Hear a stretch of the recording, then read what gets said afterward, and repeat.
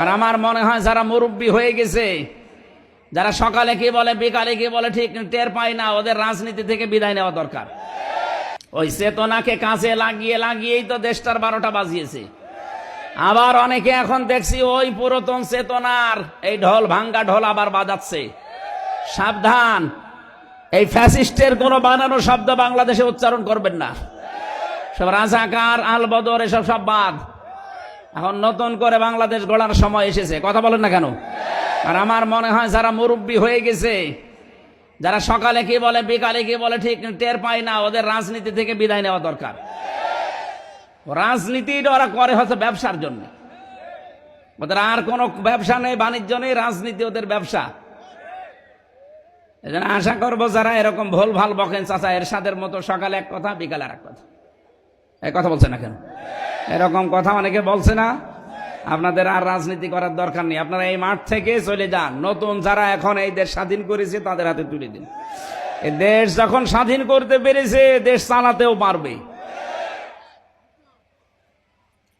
অনেকে এদের দামও দিতে চায় না। এরা কি করেছে, আপনি কি করেছেন? হ্যাঁ, এই 15.5 বছর তো আপনি কি করেছেন? এই জন্য যারা করেছে তাদের মূল্যায়ন করা দরকার। এখন জুলাইয়ের শ্বেতপত্র এই যে ঘোষণা হওয়ার সময় অনেকে বাধা দিচ্ছেন। আপনি কি মানুষ? খালি ঈদের পরে করে 15.5 বছর জালেমদেরকে টিকিয়ে রাখলেন।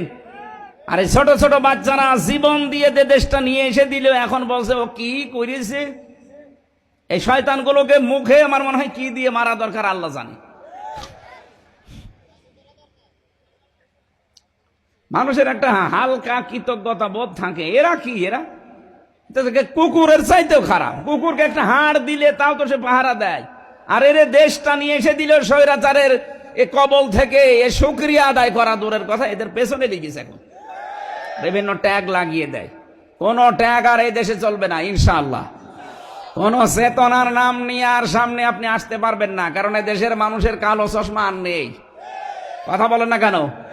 কালো চশমা আছে আমাদের এই দেশে। আমার যতটুকু বাস্তবতা দেখতে পাচ্ছি, মানুষের যে আগ্রহ, এই দেশের জাতীয় স্লোগান হওয়া দরকার নারায়ে তাকবীর।